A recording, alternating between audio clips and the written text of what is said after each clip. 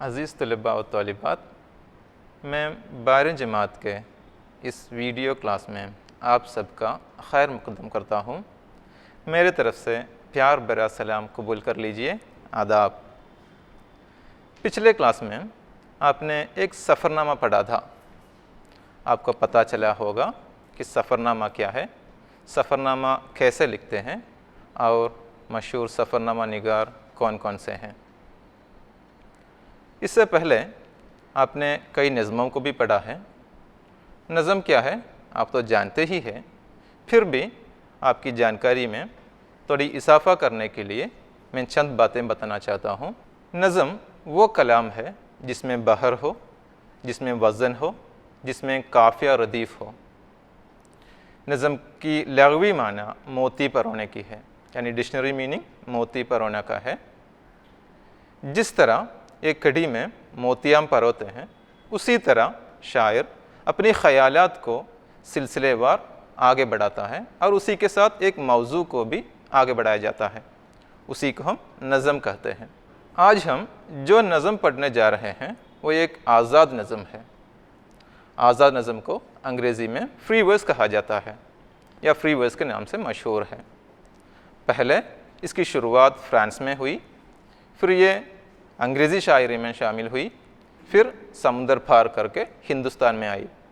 हमारे अदीबों ने यानी उर्दू के अदीबों ने उसे आज़ाद नज़म का नाम दिया। अच्छा, आज़ाद नज़म क्या होता है? हैयत की इस एतबार से नज़म की कई किस्में होते हैं। आज़ाद नज़म, नज़्म मुअर्रा, पाबंद नज़म, नसरी नज़म वगैरह। ऐसे कह सकते हैं कि आज़ाद नज़म में मिसरियों का बराबर होना ज़रूरी नहीं है। कोई मिसरा छोटा हो सकता है या मुख्तसर हो सकता है, कोई मिसरा बड़ा हो सकता है या तवील से कह सकते हैं। उसको हम आज़ाद नज़म कहते हैं। उसमें काफ़िया रदीफ़ की पाबंदी नहीं होती। पिछले साल हमने एक आज़ाद नज़म को पढ़ा था, शिकायत नाम का, याद है? ज़रा सुनिए, आपको याद आएगी। तुम्हारी शिकायत बजा है मगर तुमसे पहले भी, तुम्हारी शिकायत बजा है मगर तुमसे पहले भी, दुनिया यही दी यही आज भी है, दुनिया यही दी यही आज भी है, यही कल भी होगी, यही कल भी होगी। तुम्हें भी इसी एंड पत्थर की दुनिया में, तुम्हें भी इसी एंड पत्थर की दुनिया में पल पल भी करना है, जीना है मरना है, पल पल भी करना है, जीना है मरना है। बदलते हुए मौसमों की ये दुनिया, बदलते हुए मौसमों की ये दुनिया, कभी गर्म होगी कभी सर्द होगी, कभी बादलों में नहाएंगी धरती, कभी बादलों में नहाएंगी धरती, कभी दूर तक गिर्द ही गिर्द होगी, कभी दूर तक गिर्द ही गिर्द होगी। तुम्हारी शिकायत बजा है मगर तुमसे पहले भी, तुम्हारी शिकायत बजा है मगर तुमसे पहले भी। कहिए, इस नज़म किसकी लिखी हुई थी? हाँ, निदा फासली की लिखी हुई थी। आज हम जो नज़म पढ़ने जा रहे हैं, जो आज़ाद नज़म पढ़ने जा रहे हैं, वो एक ख़ातून की लिखी हुई है। शायरा का नाम है ज़ुहरा मसूर और वो नज़म का उन्वान है वो तो कोई और है। आज के सूरत हाल में इस नज़म बड़ी अहमियत रखते हैं। आप जानते हैं कि हिंदुस्तान में हर मज़हब के लोग मिलजुल कर रहते हैं। उसमें हिंदू भी है, मुसलमान भी है, ईसाई भी है, सिख भी है, पारसी भी है, कई मज़हब के लोग मिलजुल कर रहते हैं। पिछले साल हमने गांधी जी का लिखा हुआ एक ख़त को पढ़ा था, जिसमें गांधी जी का एक कौल है, अब हम खुदा से मांगे कि हिंदू मुस्लिम के बीच भी मिलाप पैदा कर दे। जब तक ये नहीं होता मुझे पूरी शांति हो नहीं सकती। दोस्तों, इस ख़त को लिखा था 1932 में और उसका ये कौल आज भी बड़ी अहमियत रखता है, क्योंकि हिंदुस्तान जैसे मुल्क में हर मज़हब के लोग मिलजुल कर रहते हैं। उस ज़माने में हिंदुस्तान में हर मज़हब के लोग मिलजुल कर रहते थे और आज भी है। जब आज़ादी की जंग शुरू हुई तो हमें आपस में लड़ाने के लिए कुछ लोग कोशिश की और वो आज भी जारी है। इसलिए ये नज़म आज के सूरत हाल में बहुत अहमियत रखते हैं। अच्छा, चलिए अब हम इस नज़म के नज़म निगार ज़ुहरा मसूर के बारे में चंद बातें बताएंगे। ज़ुहरा मसूर हैदराबाद में पैदा हुई। वो मौजूदा दौर के एक मशहूर उर्दू शायरा है। अपने बचपन ही से शेर व शायरी का शौक़ था। ज़िंदगी की हकीकतों को उन्होंने अपनी शायरी का मौजू बनाया। रिसालों और माहनामों में उनकी कई आज़ाद नज़में शाये हुई है। ये दा ज़ुहरा मसूर के बारे में मुख्तसर तारुफ़। मायना करने की ज़रूरत नहीं है क्योंकि सारी तो अल्फाज बिल्कुल आसान है। तो अब हम किताब की ओर चलते हैं। दोस्तों, आपसे गुजारिश है कि आप अपनी दरसी किताब अपने साथ रखिए ताकि मैं उसका बुलंद ख़्वानी करूँ और उसके साथ साथ उसका वजाहत भी करते चलूँ। नज़म का उन्वान है वो तो कोई और है। आओ कि एक बार फिर हम एक हो जाए, आओ कि एक बार फिर हम एक हो जाए, जिस तरह एक हुए थे जंग आज़ादी में और जीत ली दी जंग। जिस तरह एक हुए थे जंग आज़ादी में और जीत ली दी जंग। अपने अपने ख्वाबों की बना लिए दे अपने अपने घरोंदे। अपने अपने ख्वाबों की बना लिए दे अपने अपने घरोंदे। परिंदों जैसे घोंसले तंगे तंगे जोड़ कर। परिंदों जैसे घोंसले तंगे तंगे जोड़ कर। पर ये न जान पाए दे कभी, पर ये न जान पाए दे कभी, एक बास की हम पर मुसलसल नज़र रहती है। ताकता रहता है वो आसमान की वसतों से, देखता रहता है वो हर पल। बच के रहो उससे वो छुपा हुआ है। उसकी आवाज़ मंदिरों के गंडों से है न मस्जिदों के मीनारों से। नहीं नाकूस की सदाओं में वो तो कोई और है। जो इस्तेसाल करता रहता है अनपाकीज़ा मकामात का, वो हम में तुम में से नहीं, वो तो कोई और है। अब आप ये ज़रा तरन्नुम के साथ गाने की कोशिश कीजिए। मेरी एक तलबा है फ़ातिमा दिमना नाम के, उसने ये तरन्नुम से गाई थी और मुझे भेज दी थी। वो आप ज़रा सुनकर देखिए।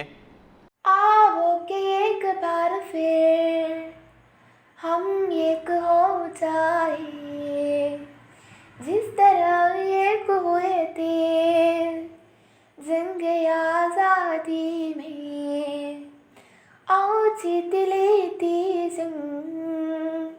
जंग आज़ादी में। आओ कि एक बार फिर हम एक हो जाए, आओ कि एक बार फिर हम एक हो जाए। अपने अपने हम आपों की बना लिए थे अपने अपने घरों दे। परिंदे जैसे घोंसले तंगे तंगे जोड़कर, परिंदे जैसे घोंसले तंगे तंगे जोड़कर, आओ कि एक बार फिर हम एक हो जाए, आओ कि एक बार फिर हम एक हो जाए। पर ये न जान पाए थे कभी। ये एक बाज की हम पर मुसलसिल नजर रहती है। ताकता रहते हैं वो आसमां के वसतों से, देखता रहता है वो हर पल। ताकता रहते हैं वो आसमां के वसतों से, देखता रहता है वो हर पल। बच के रहो उससे वो छुपा हुआ है, बच के रहो उससे वो छुपा हुआ है। आँखों के एक बार फिर हम एक हो जाए, आँखों के एक बार फिर हम एक हो जाए। उसकी आवाज़ मंदिरों के घंटों से है, न मस्जिदों के मीनारों से, नहीं नाक उसकी सदाओं में। वो तो कोई और है, वो तो कोई और है। आँखों के एक बार फिर हम एक हो जाए, आँखों के एक बार फिर हम एक हो जाए। जो इस्तेसाल करता रहता है अनफाकिज़ो मकामत का, वो हम में तुम में से नहीं, वो तो कोई और है। वो हम में तुम में से नहीं, वो तो कोई और है। आओ के एक बार फिर हम एक हो जाए, आओ के एक बार फिर हम एक हो जाए, आओ के एक बार फिर हम एक हो जाए। अब आप भी अपनी तरफ से एक तरन्नुम देने की कोशिश कीजिए और गा कर देखिए। अच्छा, अब हम देखते हैं कि नज़म निगार इस नज़म के ज़रिए हमसे क्या कहती हैं। शायरा ज़ोहरा मसूर कहती है, आओ कि एक बार फिर हम एक हो जाएं, एक बार फिर हम एक हो जाए। पहले ही हम एक बन के रहे दे, हिंदू मुसलमान सब एक बन के रहे दे, आज भी वैसा ही है। लेकिन यहाँ शायरा कहती है कि उसमें कुछ कमियां हैं, आइए हम फिर एक हो जाएं। जिस तरह एक हुए दे जंगे आज़ादी में, जब सारे हिंदुस्तानी अंग्रेज़ी हुकूमत से परेशान थे तो हम एक बनकर उनके मुखालिफत किए थे, उनसे लड़े दे और जीत ली दी जंग। हमने एक बनकर एकजुटी के साथ जंगे आज़ादी में हम इसलिए जीत पाई थी कि हम एक बन कर लड़े दे। हिंदू मुसलमान सिख ईसाई सब एक बन गए थे और हम अंग्रेज़ों के ख़िलाफ़ लड़े थे। पिछले साल हमने एक ड्रामा पढ़ा था, उसमें मौलाना आज़ाद कहता है, उसका एक कौल है कि अब हम आखिरी फ़ैसला कर लिया है कि हम हिंदू मुसलमान सिख ईसाई सब भाइयों मिलकर अंग्रेज़ों के ख़िलाफ़ लड़ेंगे और आज़ादी हासिल कर ही रहेंगे। हमने उसी तरह हमारी बुज़ुर्गों ने महात्मा गांधी जैसे मुजाहिदीन आज़ादियों के साथ मिलकर अंग्रेज़ों के ख़िलाफ़ लड़े और आज़ादी हासिल की और जीत ली दी जंग। उस जंग में हमने जीत हासिल किया इसलिए कि हम एक थे। हमारी जीत की वजह कोई औजार नहीं है, बस यही है कि हम एक थे। हमारी भाईचारगी, कौमी इज्जती, उसी की वजह से हमने जंग आज़ादी में जीत हासिल की। अपने अपने ख्वाबों की बना लिए दे अपने अपने घरोंदे। अच्छा, एक घरोंदे क्या है? ख्वाबों की घरोंदे क्या है? ख्वाबों से बनाया हुआ। परिंदों जैसे घोंसले तंगे तंगे जोड़कर। आप देखे होंगे कि परिंदे कैसे अपने घर बनाते हैं, अपने घोंसले बनाते हैं। वो एक दिन में पूरा नहीं होता, कई दिन लगते हैं। एक एक तंग को ले आकर उसको जोड़कर वो अपनी घोंसला बनाते हैं। इसी तरह हमारे बुज़ुर्गों ने, हमारे मुजाहिदीन आज़ादियों ने अपने अपने ख्वाब को सजाकर हिंदुस्तान जैसा एक मुल्क बनाया। उनके कई सपने थे इस मुल्क के बारे में, यहाँ की ज़िंदगानी के बारे में, यहाँ के लोगों के बारे में, यहाँ के हुकूमत के बारे में, पर ये न जान पाए थे कभी एक बास की हम पर मुसलसल नज़र रहती है। हमारे बुज़ुर्गों ने अंग्रेज़ों के ख़िलाफ़ लड़कर यहाँ हमें आज़ादी दिलवाई, हर एक को एक ही जैसा हक दिलवाया, लेकिन उसको पता नहीं था कि उसको तोड़ने के लिए कुछ लोग मुल्क के अंदर से काम कर रहे हैं। कुछ लोग ऐसे भी हैं जो हमें आपस में लड़ाना चाहते हैं, पैसे के लिए, हुकूमत के लिए, ज़मीन के लिए, या ऐसे कई और चीज़ें हैं उसके लिए वो हमें आपस में लड़ाने की कोशिश करते हैं। वो एक बाज़ की तरह अपने मौके का इंतज़ार करता रहता है, ताकता रहता है वो, यानी वो उसकी नज़र हमेशा हम पर है, हम उससे बच नहीं पाते। आसमान की वसतों से ताकता रहता है वो हर पल, आसमान की वसतों से देखता रहता है वो हर पल, यानी उसकी नज़र हमेशा हम पर है। आसमान से हमारी तरफ देखने का मतलब ये हुआ कि हम उनसे बच नहीं पाते। हम हमेशा कहते हैं खुदा की नज़र हम पर है, आसमान से देख रहा है, इसका मतलब ये हुआ कि हम छुप नहीं सकते, कुछ छुपा नहीं सकते, उसकी नज़र हमेशा हम पर है। वो हर वक्त एक मौके का इंतज़ार करता रहता है फितना फसाद फैलाने के लिए, हमें आपस में लड़ाने के लिए। आजकल आपको पता होगा कि आपके पास जो स्मार्टफ़ोन है उसमें आप जिस तरह की वीडियो या वेबसाइट देखते हैं उसी के हिसाब से उसकी जानकारी हासिल करके आपकी स्मार्टफ़ोन में बार बार लिंक्स या वीडियो आते रहते हैं, क्योंकि उसका नज़र रखने वाला भी आज मौजूद है। आपकी दिलचस्पियाँ, आपकी सोच व आयरा देख कर उसका नज़रअंदाज करते हुए आपकी फ़ोन में वो बार बार वीडियोस या वेबसाइट के लिंक भेजते रहेंगे। आहिस्ता आहिस्ता आप उस छाल में फंस भी जाएंगे। आपकी जो सोच है उसकी इस्तेमाल करके वो आपको फितना फसाद फैलाने में इस्तेमाल भी करेगा।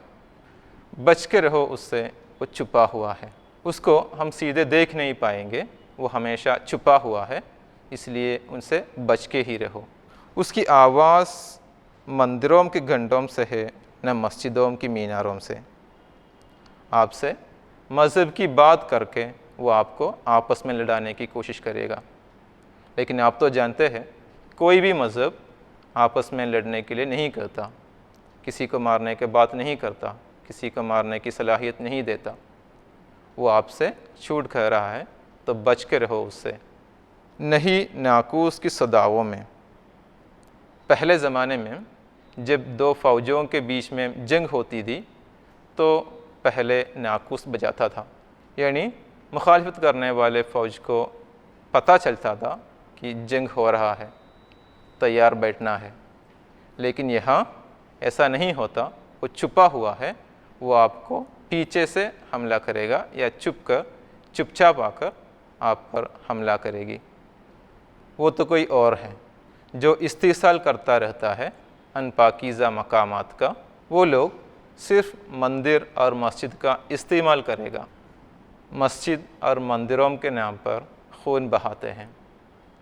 शायरा हमसे कहती है कि कोई भी मज़हब आपस में लड़ने की बात नहीं करता, वो हमेशा मिलजुल कर रहने की तलकीन देते हैं।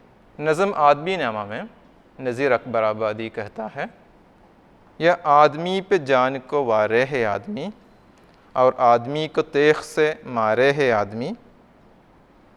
एक और शेर में वो कहता है, यह आदमी ही नार है और आदमी ही नूर, यह आदमी ही पास है और आदमी ही दूर, कल आदमी का हुस्न व कबह में या ज़हूर, शैतान भी आदमी है जो करता है मकर व ज़ोर, और हादी व रहनुमा है सो है वो भी आदमी। नज़ीर अकबर आबादी यही कहा था कि शैतान कभी अपनी शक्ल में आकर यहाँ कोई फितना फसाद नहीं फैलाया है, जो कुछ यहाँ कर रहा है वो आदमी ही है। वो मज़हब पर भरोसा रखने वाला नहीं होता, बल्कि वो सिर्फ मंदिर और मस्जिद का इस्तेमाल करता है फितना फसाद फैलाने के लिए, आपको आपस में लड़ाने के लिए, दो मज़हब के बीच में फितना फसाद फैलाने के लिए वो सिर्फ उसी का इस्तेमाल करता है। वो हम में तुम में से नहीं, वो तो कोई और है। इसलिए हमें कुछ भी करने से पहले दूसरे मज़हब के ऊपर या हमारी मज़हब के ऊपर कुछ कहने से पहले कम से कम 2 बार सोचना चाहिए, ज़रूर सोचना चाहिए। उम्मीद है कि इस नज़म का मफ़हूम आप समझ चुके होंगे। बच्चों, अब आपके लिए एक सरगर्मी है। कहिए इस नज़म का मरकज़ी ख़याल क्या है? अपनी अल्फाज में लिखिए और अपने उस्ताद को भेज दीजिए। आज के इस क्लास यहाँ ख़त्म होता है। शुक्रिया, खुदा हाफ़िज़।